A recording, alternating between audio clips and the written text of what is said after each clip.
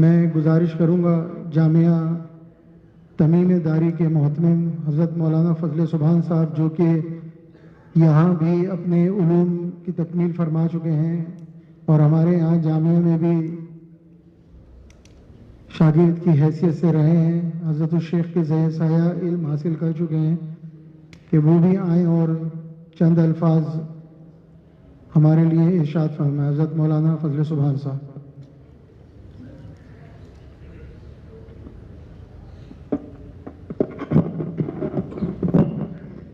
نحمده ونصلي على رسوله الكريم، أما بعد، فأعوذ بالله من الشيطان الرجيم، بسم الله الرحمن الرحيم، يرفع الله الذين آمنوا منكم والذين أوتوا العلم درجات، وقال النبي صلى الله عليه وسلم إنما بعثت معلما، أو كما قال عليه الصلاة والسلام، صدق الله العظيم وصدق رسوله النبي الأمي الهاشمي الكريم، ونحن على ذلك لمن الشاهدين والشاكرين، والحمد لله رب العالمين۔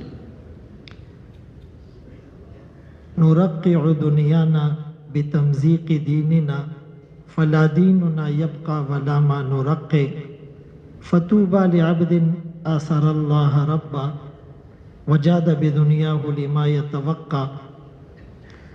شیخ القرآن، شیخ التفسیر، استاد محترم حضرت مولانا مفتی ظفر علی خان صاحب رحمہ اللہ اس دنیا فانی سے کوچ کر گئے۔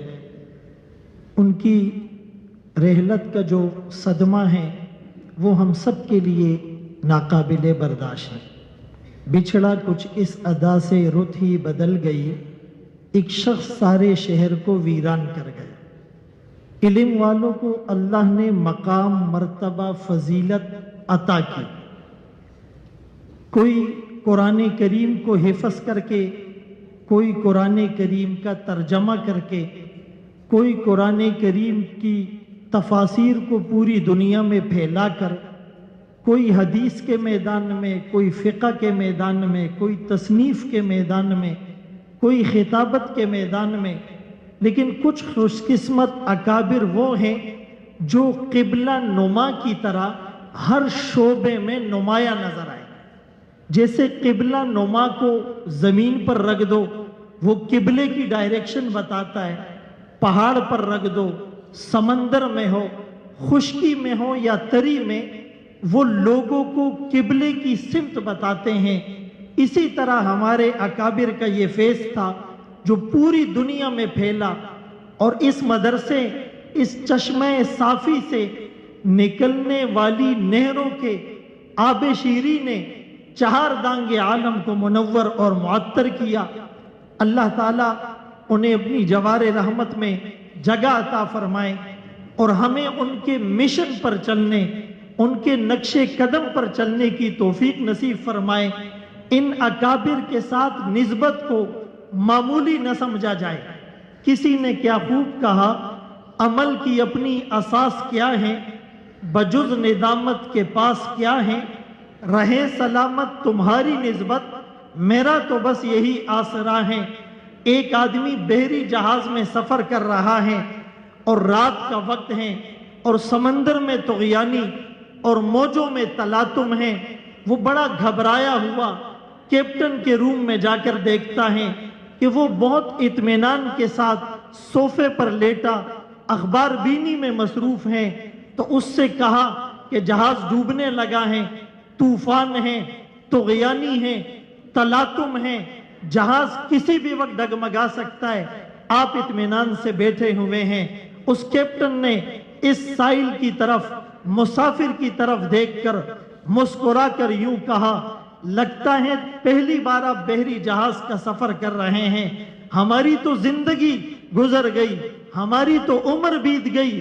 اسی طرح رات کا اندھیرا ہوتا ہے، موجوں میں طغیانی ہوتی ہیں، سمندر میں تلاطم ہوتا ہے، لیکن ہمیں ٹینشن کی کوئی ضرورت نہیں، ہماری ڈائریکشن بالکل درست ہے، اور اس جہاز کا کمپریسر بالکل ٹھیک ہے، اور اس کا باولر پوری قوت کے ساتھ کام کر رہا ہے۔ ہم اپنی منزل تک پہنچ جائیں گے۔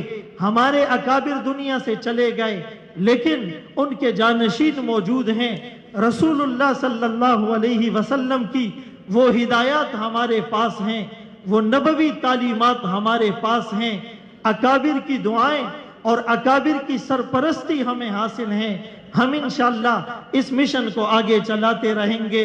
حضرت شیخ کی ایک خصوصیت یہ تھی کہ قرآن کریم کی ایک آیت ہے وَإِذَا رَأَيْتَ الَّذِينَ يَخُوضُونَ فِي آيَاتِنَا فَأَعْرِضْ عَنْهُمْ حَتَّى يَخُوضُوا فِي حَدِيثٍ غَيْرِهِ، اور آگے فرمایا بھول کر اگر ایسی مجلس میں بیٹھ جاؤ فَلَا تَقْعُدْ بَعْدَ الذِّكْرَى مَعَ الْقَوْمِ الظَّالِمِينَ۔ عبداللہ ابن عباس رضی اللہ عنہما اس کی تفسیر میں لکھتے ہیں دخل فی هذه الآیہ کل محدث فی الدین وکل مبتدع الی یوم القیامہ۔ جب آپ حضرت شیخ کی استقامت کو، جرت کو، حق گوئی کو، بے باکی کو، توحید بیان کرنے کو، قاطع شرک و بدعت ہونے کو، رسومات اور خرافات پر سخت رد کرنے کو جب آپ دیکھیں گے آپ کو یہی آیت یاد آئے گی کہ بغیر لگی لپٹی کے، بغیر حیل و حجت کے، بغیر کسی کے خوف کے آپ نے حق گوئی کو بیان کیا ہے۔ ہم ان کی اس خاصیت اور خصوصیت کو اپنائیں، دین کو صحیح طریقے پر دنیا کے سامنے پیش کریں۔ حضرت کی زندگی کو میں ان اشعار میں اپنے الفاظ میں بیان کرتا ہوں۔ کبھی درد کی تمنا، کبھی کوشش مداوا، کبھی بجلیوں کی خواہش، کبھی فکر آشیانہ، اسی کشمکش میں گزری میری زندگی کی راتیں، کبھی ساز و سوز رومی، کبھی پیچ و تاب رازی۔ الحمدللہ حضرت کی صحبت میں 2 سال رہنے پر اور ان کے شرف تلمذ حاصل کرنے پر میں اس کو اپنی سعادت سمجھتا ہوں۔ یہ رتبہ بلند ملا جسے مل گیا ہر مدعی کے واسطے دار و رسن کہا۔ اللہ خوب خوب اپنی جوار رحمت میں جگہ عطا فرمائے، اللہ رفع درجات نصیب فرمائے۔ آتی ہی رہے گی تیرے الفاظ کی خوشبو، گلشن گلشن میں گلشن، گلشن تیری یادوں کا مہکتا ہی رہے گا۔ وآخر دعوانا ان الحمدللہ رب العالمین۔